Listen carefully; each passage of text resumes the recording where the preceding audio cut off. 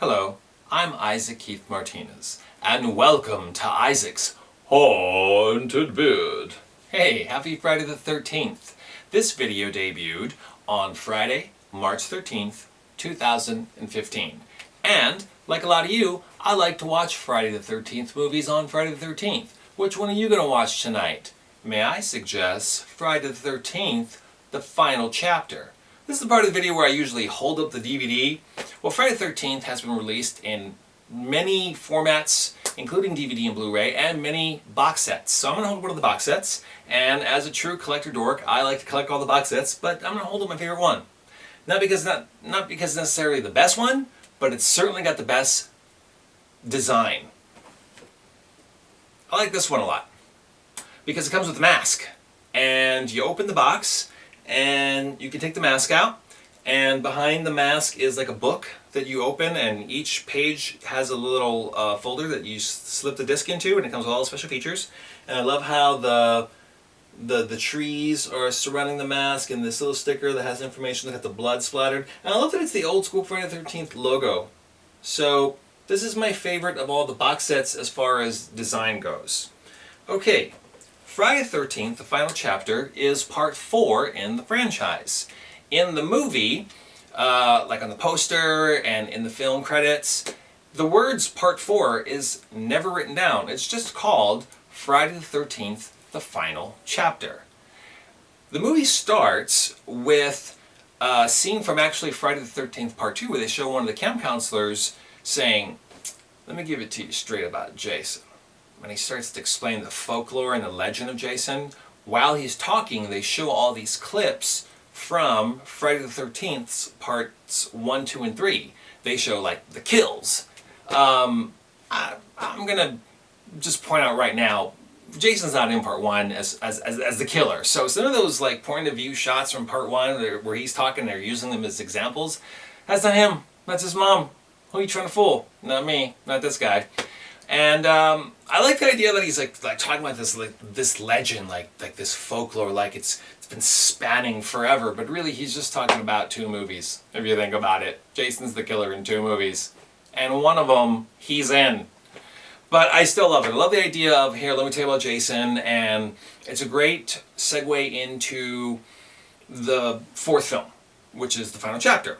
And when he's finished explaining to the camp counselors, he's got the classic, some say he's still out there, which is a perfect way to get from one place to another place, and that is the credits. And these credits are awesome because it shows Jason's hockey mask on the screen, kind of just floating in the air with a black background with the words Friday the 13th written on the face of the mask.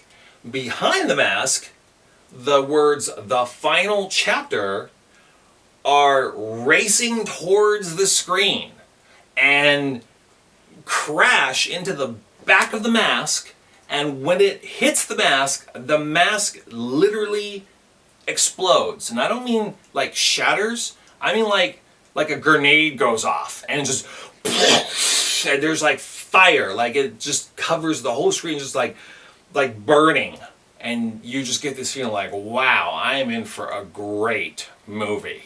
And you would be right, because it's a great movie. What's the plot of this great movie? It's about Jason killing a bunch of people. Okay, seriously though, the movie, pretty much like the other ones, starts where the other one leaves off, and that's Jason gets killed at the end of part 3, and they show the ambulance pick his body and take him to the morgue, and it kind of starts there. Nothing can kill Jason, so Jason actually is not really dead. Why? I don't know, because he's awesome, and he kills his way out of the morgue, kills the doctor and the nurse, and he's on his way back to Crystal Lake. Good old Crystal Lake. In this particular film, You get a bunch of kids, and I know I use that word a lot, kids, but you know that I mean like young people, like not necessarily teenagers, but adults in their 20s. But I'm going to use the word kids because they're just so rambunctious. And these kids are going to spend the weekend in this house partying and drinking beer and smoking the weed and, having the sex. And they're next door to another house, the Jarvis house. And the Jarvis house is simply a mom and her two kids, which is like a teenage daughter and a boy, Tommy Jarvis, who is, I don't really know, around 9 or 10 years old. And we discover, not in this movie, but in future movies, that Tommy Jarvis is a very significant character in the Friday the 13th franchise because Tommy goes on to battle Jason in 3 different Friday the 13th movies. And this is the one where you get to meet Tommy. And Tommy is played by Corey Feldman.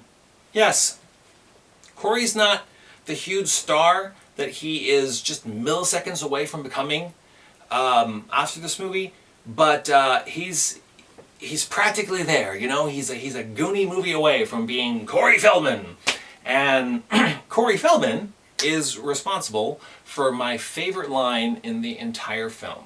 It's a stupid line, and it's just like me to be in love with the stupid line. It's a scene where Corey sees the kids skinny dipping, and his sister quickly grabs him after he's he sees whatever he sees, and she grabs him, she rushes him away, and they're driving home, and he's really proud of himself, and he's kind of shaking his head with a smile on his face, and he turns to his sister and he's like, some pack of patootsies, huh?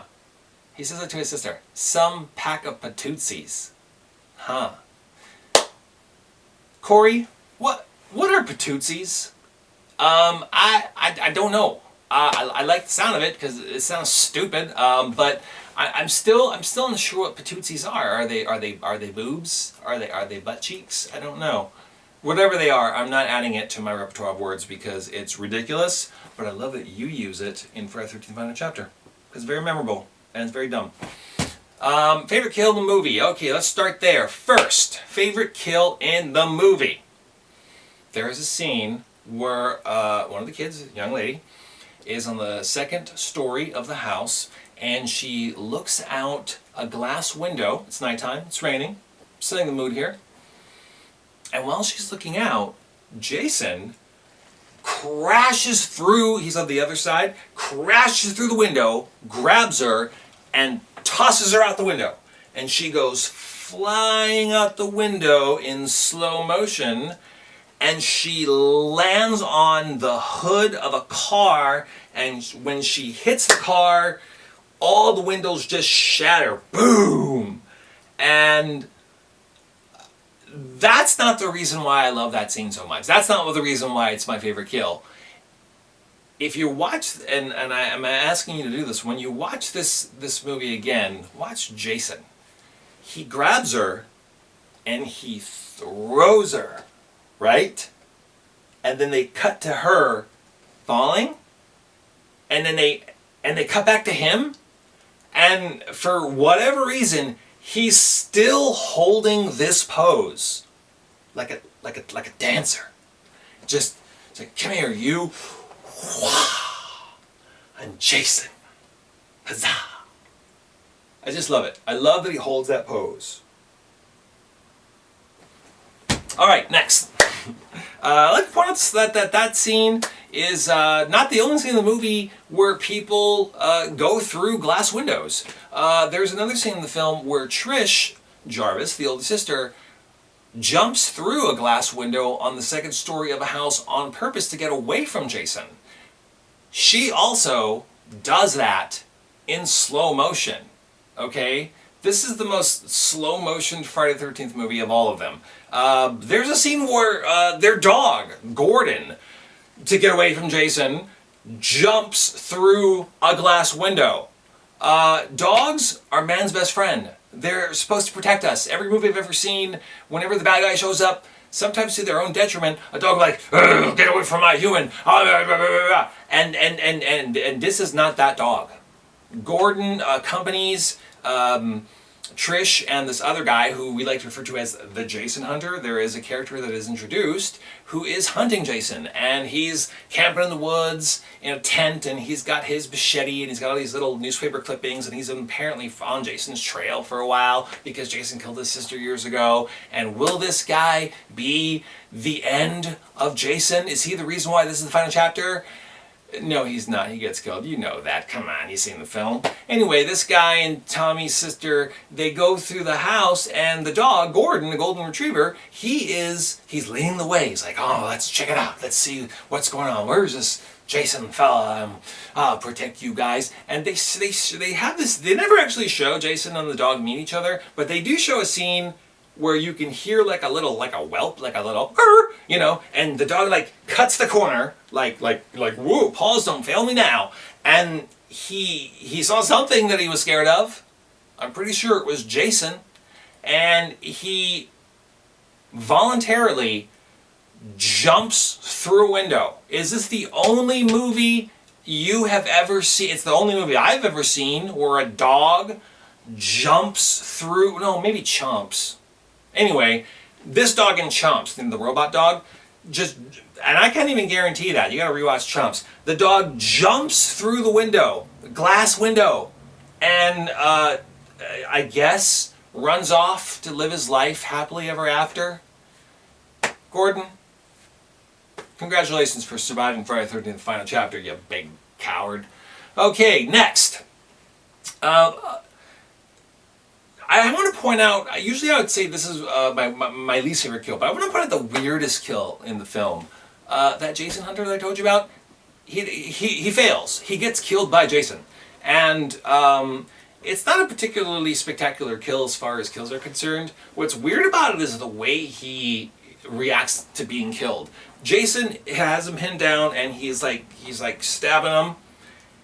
As he's being killed, he's giving instructions to Trish about what to do.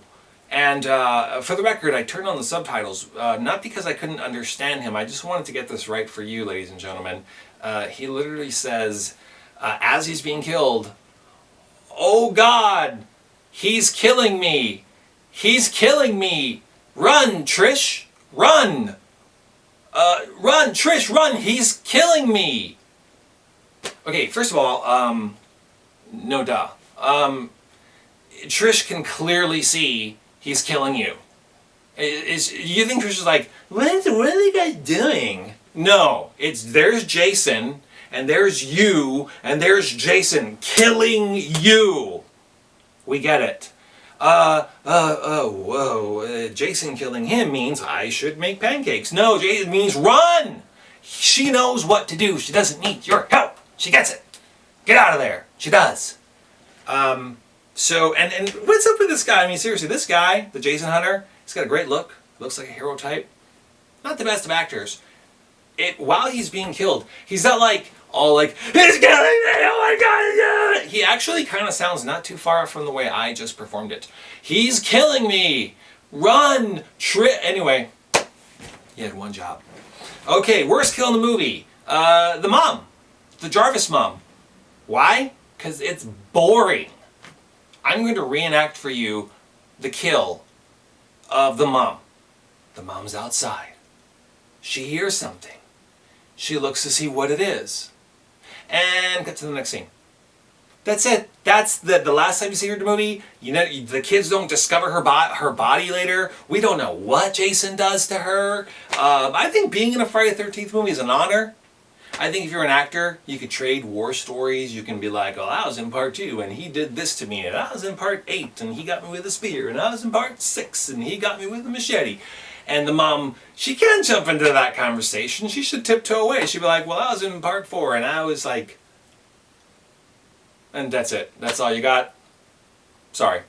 Worst kill, Mom. Sorry. Not cutting it.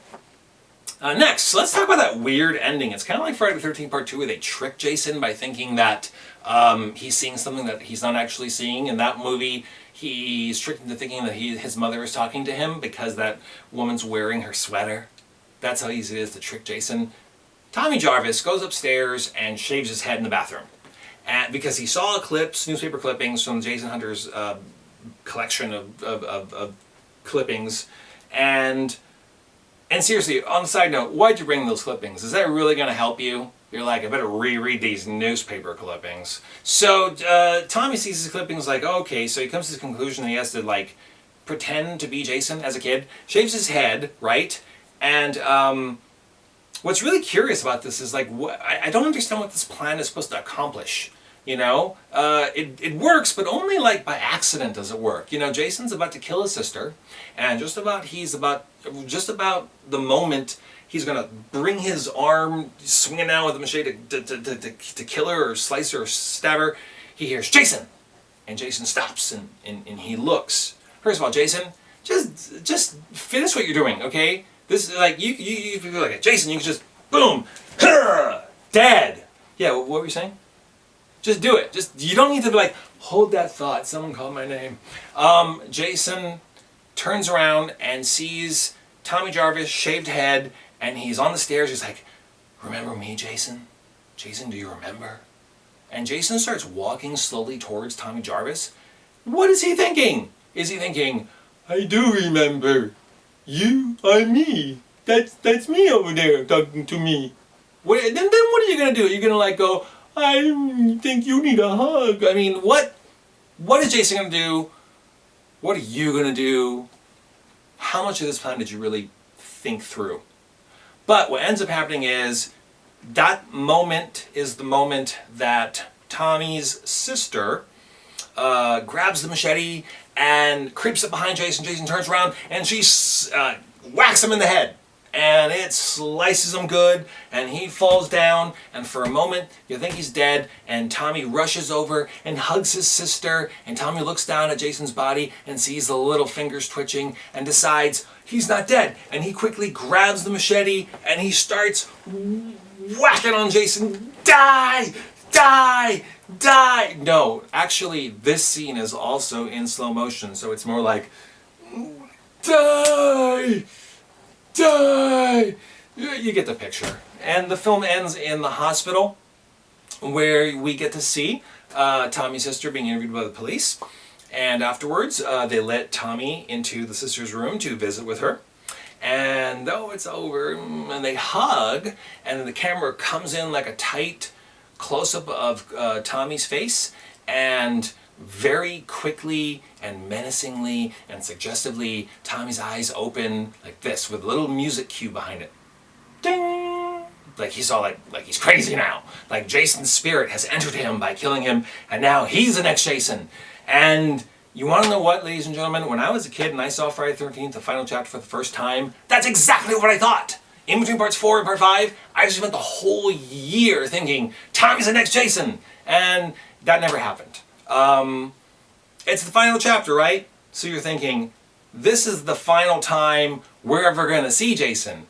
Because it's the final chapter. No, it's not. Jason comes back for 8 more movies. Okay, finally, before I wrap this up, I need to point out something that maybe you thought I didn't remember to bring up, but I'm going to bring up my favorite moment in the movie. 35 minutes into this film, Crispin Glover does the greatest dancing I have ever seen, ever, in a movie. I'm not going to do an impersonation of it because it's impossible to impersonate. I mean, you can choose other dances that you may like better, like, you know, like the Napoleon Dynamite dance. I mean, that's funny. I really like it. And you can learn that move. You can learn that routine because those are, dance moves. Crispin Glover is just spontaneously, spastically dancing, and it's remarkable. And that scene alone is worth the price of admission.